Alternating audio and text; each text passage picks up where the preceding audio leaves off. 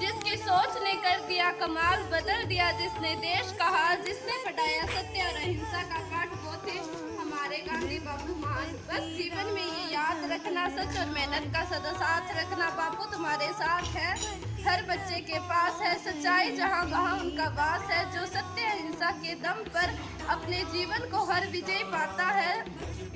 जो हर मुश्किल घड़ी में धैर्य को अपनाता है, वही महात्मा गांधी कहलाता है। हर कामयाबी पर आपका नाम होगा, आपके हर कदम पर दुनिया का सलाम होगा, मुश्किलों का सामना हिम्मत से करना, दुआ है एक दिन वक्त भी आपका गुलाम होगा। हमें आजादी मिला खड़ग मिला ढा, साबरमती के संत तूने कर दिया कमाल, आंधी में भी जलती